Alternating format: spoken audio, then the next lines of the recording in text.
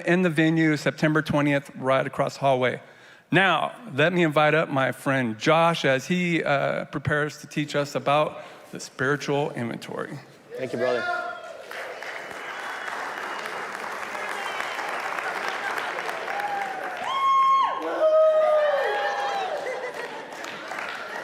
We missed it today, Sam. You let us down without the wave there, Sam. We love Sam. He is our comic relief around here in many different ways. My name is Josh, and I'm in recovery from sexual addiction, and I'm an adult child as well. Hi, everyone. Welcome, everyone. As you can see right here, we have this word called inventory up here, and some of you might be thinking, you guys have been on inventory forever, because that's the truth. And in fact, when you do a step study, you're in a whole book that's all about the 4-step inventory because it usually takes the longest time to get through, to be able to process through situations.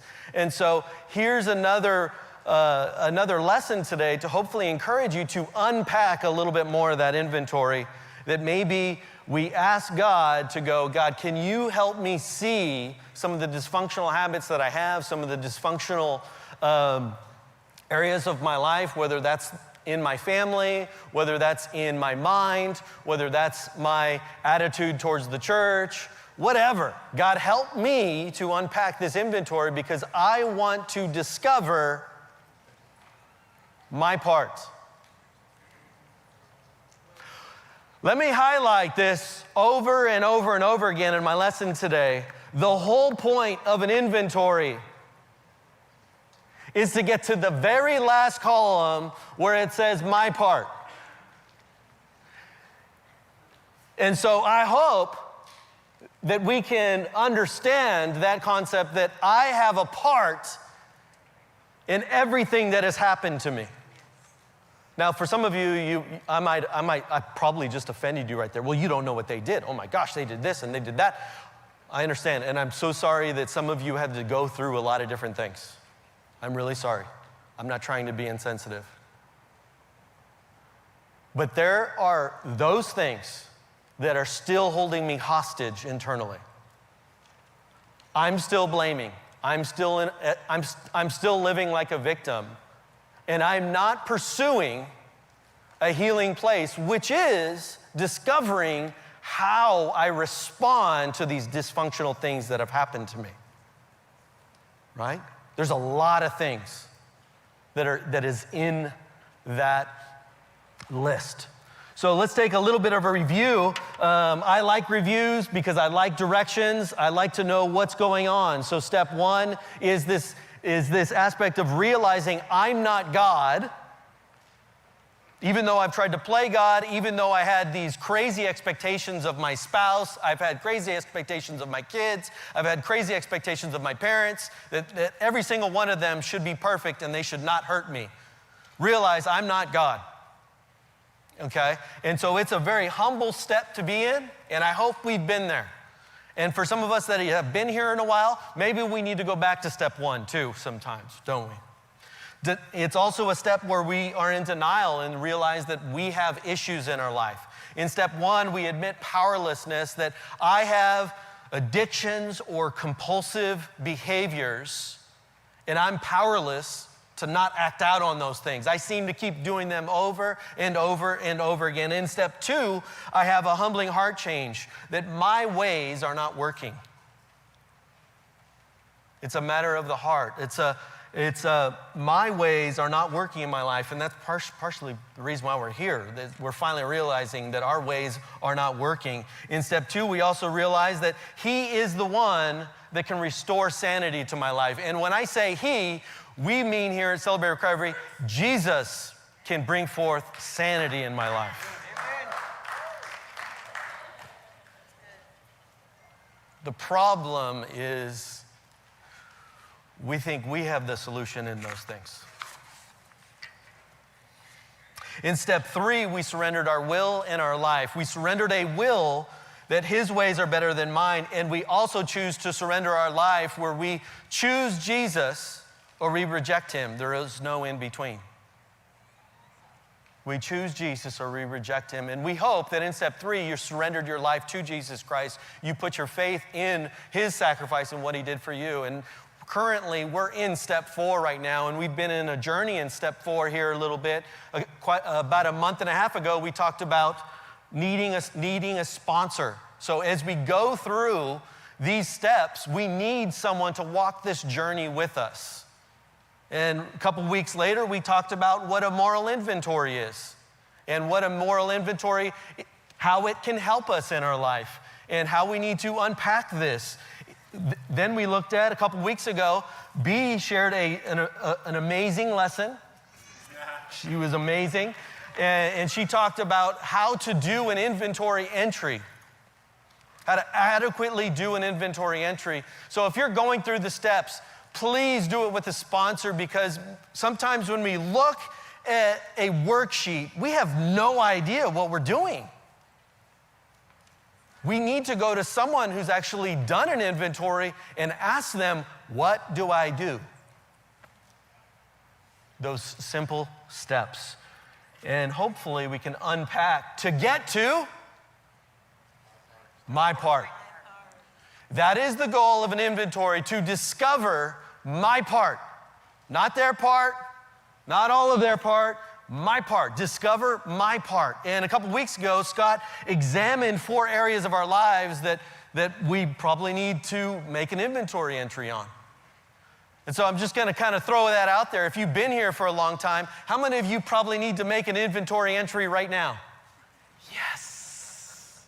Thank you for your willingness to raise your hand there. Because the fact of the matter is, when we do an inventory entry and we go through a step study, we come to realize, like, we're not fixed. We still have issues, we still have struggles, we still have worries, we still have anxiety. People anger us. And so we still need to do these inventory entries. So this is not something that is a one and done thing. This is something where sometimes I call my brother and I ask him, I need to inventory this. Ask me the questions, go. And I try to attempt to rationalize and go through that inventory process to get to your part. My part. No, I want to make sure we're clear on this. Not to get to their part, right? Right? Because they got a lot of their part. We see that. But to get to my part, right? So please, even if you just unlock this a little bit in this idea, my main point, my main goal for tonight in an inventory is that you unlock a little bit of your part that you have been denying, that you keep pushing, that you keep, the hands up, so to speak. Step 4 is we made a searching and fearless moral inventory of ourselves. And so that's what we're attempting to do. We're taking a searching and fearless moral inventory. Lamentations 3:40, a verse here that we read every single week. Let us examine our ways and test them. Let us return to the Lord, that we're encouraged in Scripture to examine our life.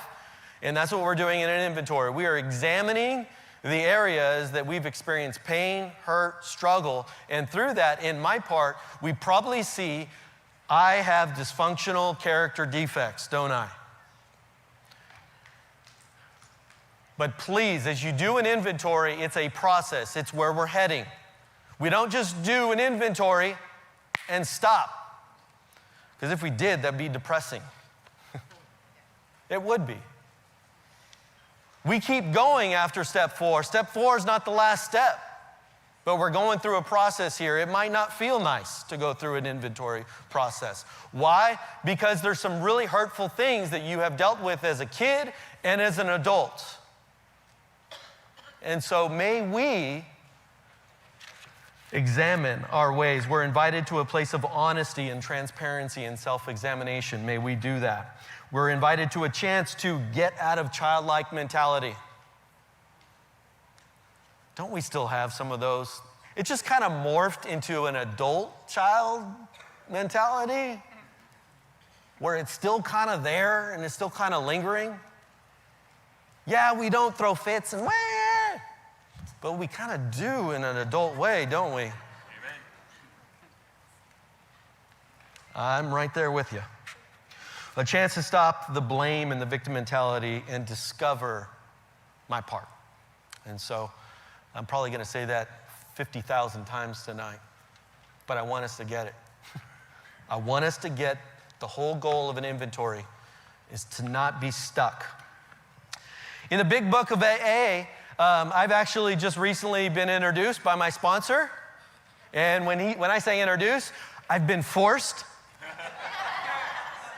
You've kind of wrecked your own life through a lot of different dysfunctions that you have. You need to read the book of AA. Okay, yay. Yeah, I'm so grateful. This is great material. It's great material. I've been really blessed by my sponsor to be able to do that. So, in Big Book of AA, page 58, some of you have heard this before.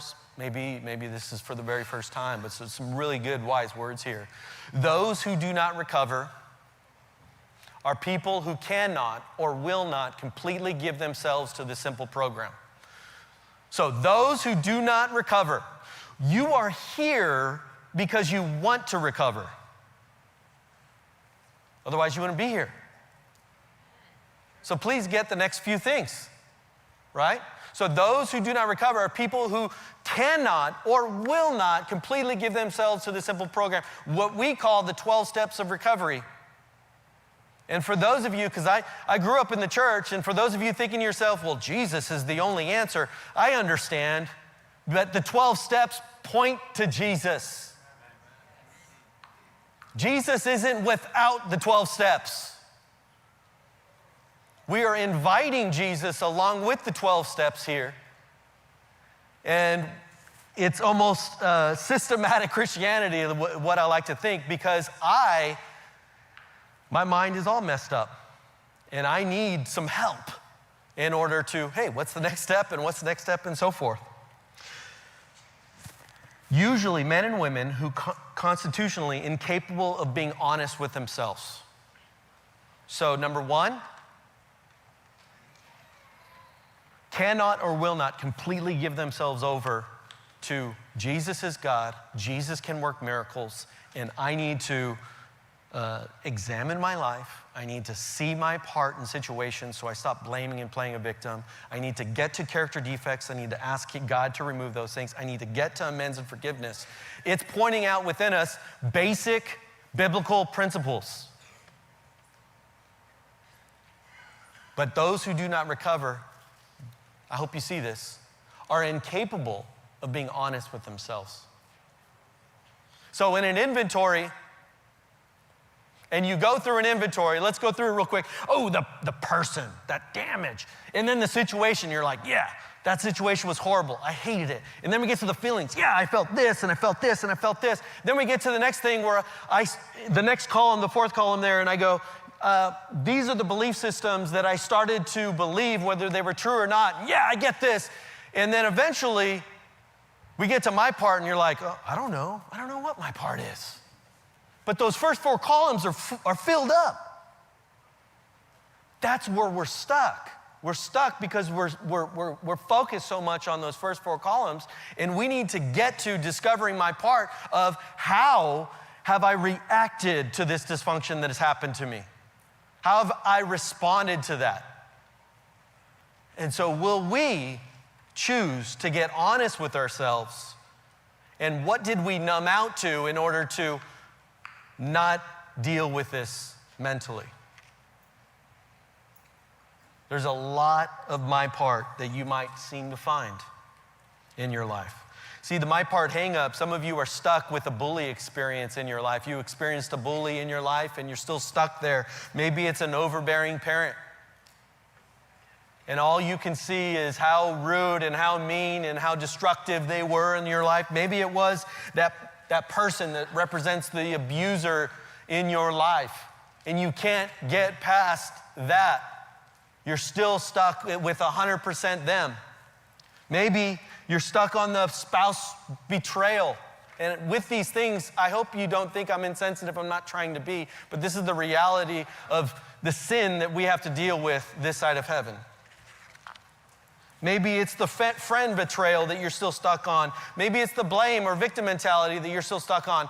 Brothers, sisters, get to my part, please. Discover it. And sponsors, accountability partners, I'm talking to you. Don't let them wiggle out of my part.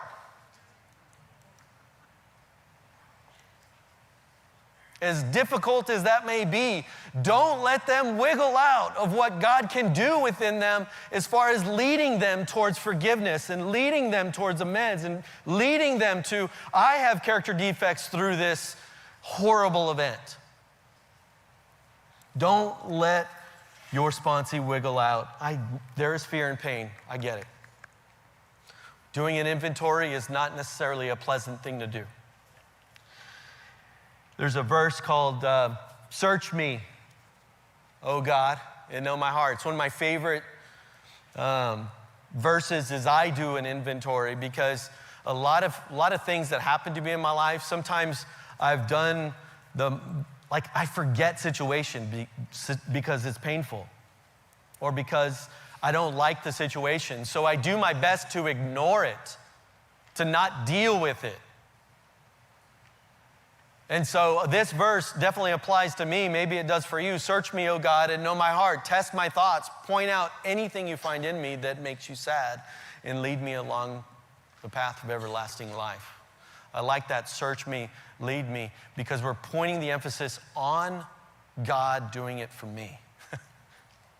God, I need you to help me see what inventory entries do I need. And as I do an inventory entry, what's my part, Lord? Help me. Help me, Lord. I'm not seeing it. My part's blank. God, help me to see the dysfunction that I create after that, even though the hurt is there. Help me to see those things. The inventory is discovering the true character of who I am, that I'm selfish, that I'm self-centered, that I'm consumed by self. But don't forget, the inventory is also pointing out a couple things. It's pointing out that I'm addicted on so many levels. Not only am I addicted to the classic alcohol, drugs, sex, food, but I'm also addicted possibly to affirmation, where I need someone to give me the attaboys or the attagirls. And that's keeping me stuck because I'm expecting everyone else to do it for me, but what I need is the Lord to do it for me, and I need to be content with that. But I still struggle with that. Some of us are addicted to drama. That everyone's looking around there like, oh. Not me, right? No. They're trying to get affirmation right there. Some of us are addicted to drama. Like we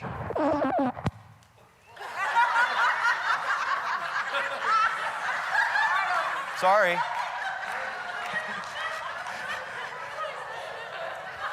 What was that? Yeah, that's what it is. We'll just say it's that.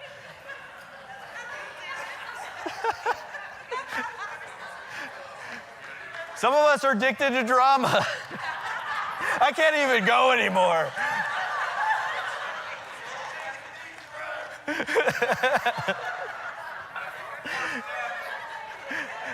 How do you get out of denial? Step one, right? All right.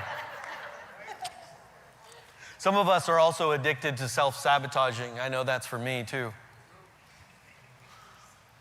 Where I might be irritated with life and frustrated, and I'm faced with a family that's doing really, really good. They're laughing, having a good old time, but I tend to bring my irritation and frustration into the family, and I totally self-sabotage my whole family. Maybe that's you, maybe something different. We're addicted to these things. Why? Because it goes back to ourselves, isn't it? I don't feel good. Therefore, everyone's going to suffer around me. In the big book of AA, page 62, it says selfishness, self-centeredness, that we think is the root of our troubles. See, some of us, we don't give it enough credit. We think a lot of our root issues are selfishness and self-centeredness. That is true. But look, driven by 100 forms of fear, self-delusion, self-seeking, and self-pity, we step on the toes of our fellows and they retaliate. It's much more than selfishness and self-centeredness. Are we seeing it? Do we have a part in that? Probably. Self-pity, my part. Self-delusion, my part. Self-seeking, my part. Fear, my part. Discover your part, my friends. It's worth it because it will get us closer to what God's called us to do, which is rely on Him for my character defects to be healed and get me towards reconciliation, forgiveness, and bringing people together again. Sometimes they hurt us seemingly without provocation, but we invariably find that at some time in the past we have made decisions based on self, which later place us in a position to be hurt. We've made a decision based on self, which gets us to fear, self-delusion, self-seeking, self-pity. And all we can see is, I have a little bit of selfishness. We have a little bit more than just than selfishness. More than likely. Discover your part. May it be the longest column in your inventory. May you fill my part with a lot of different character defects of you. See, one of the areas that maybe is in your inventory is your mind. How about your mind? Is it a happy place all the time? Do not conform to the world, but be transformed by the renewing of your minds. Then you'll be able to test and approve what God's will is, His good, pleasing, and perfect will. Romans 12:2. See, we want to be transformed, but notice that word I underlined, renewing. That in an inventory, we're asking God, this isn't a renewed concept, and I'm done. We're asking God to renew our mind over and over and over and over again. So for those of you thinking, I'm done, I've mastered recovery, you have not, that's why you're still here. Thank you for being here. If you know someone that's not here still, extend an invite. As we know, we can mess ourselves up rather quickly. A couple questions you might think to yourself, and we'll put them up here. Have you guarded your minds in the past? I know one of the things that I ran with was my wife is my enemy. That really jacked my life up in so many ways. That my wife is my enemy. So not true, but do you see how our minds can play tricks on us? And your mind can also play tricks on you. Have you filled your mind with hurtful and unhealthy movies, internet sites, television programs, magazines, and books? Yes, yes, yes. Except for books, because I don't really read, but... but I read the Bible. But there you go. Lots of different things. One of the things is not up there, but I remember filling my mind with music, Dr. Dre and Snoop and Tupac and Casey and JoJo. Warren G. Eminem was a little bit after me, but those were some of the rappers and things at the time that I filled my mind up with a bunch of their worldview. And I pretended like, that doesn't affect me. But I filled my mind with trash. Have you failed to concentrate on the positive truths of the Bible? Let's hear wisdom from Scripture. Let's hear wisdom. Our next section maybe to look at is our body. And go ahead and go to the next one because I'm running out of time. I always run out of time, don't I? I'm so sorry. In what ways have you mistreated your body? It's a long list, isn't it? Could this be alcohol, drugs, food, self-harm, sex, exercise or no exercise, or food or no food? There's a lot of inner battles going on in there. What activities or habits cause harm to your physical health? Maybe we can answer some of those questions and add an inventory entry. Go ahead and go to the next one because it's a big one. Your family. Do you think your family has pushed you towards an inventory entry? Yeah. Yeah, I think they have. The one that we had when we grew up, the one that we have now, and maybe the one I just had a little while ago. Or maybe the couple of families that I had. Sorry, not trying to be insensitive, but we have been pushed this direction to deal with some of these things. Go ahead and go to the next questions. Have you mistreated anyone in your family? I remember calling my brother over and over and over again. Fat boy. I sure created an inventory entry for him. There's countless times I gave instruction, discipline, and lectures. I want to make sure I like my kids, I love them. And I have instructions and I have discipline and lectures to give them. And I had great intention. In fact, like, it was good for me to do that. But what I had in there, which was my part, was I was impatient, I was stone cold, and I was critical as can be. And all my kids could see, Dad's angry. They couldn't see anything that I said. All they could see was Dad's angry. So discovering our part, we can have well intentions. We can do the right thing, supposedly. But even in that, we mess up. Let's go to the last slide, because that's all we have time for.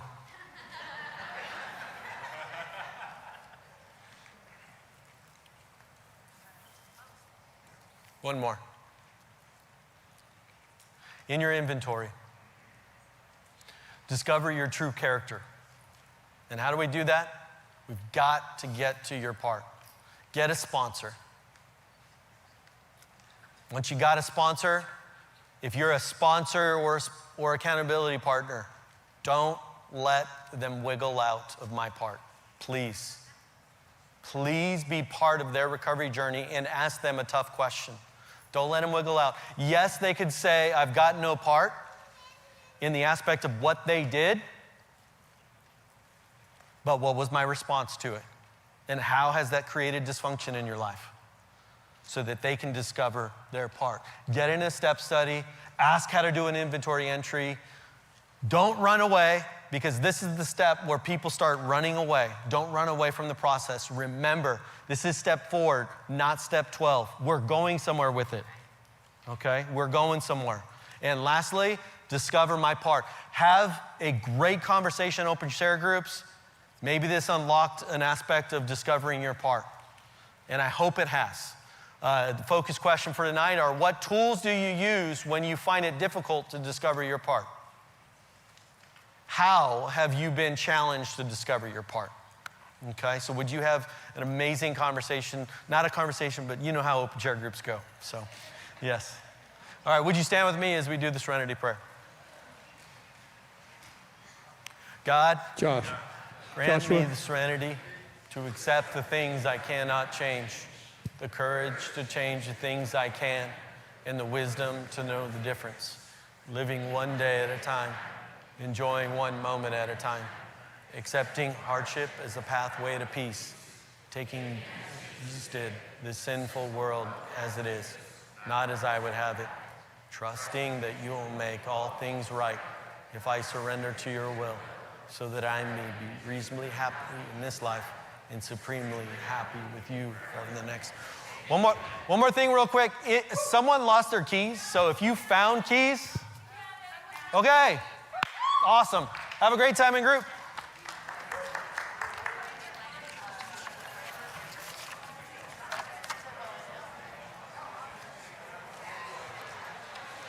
Thank you, guys.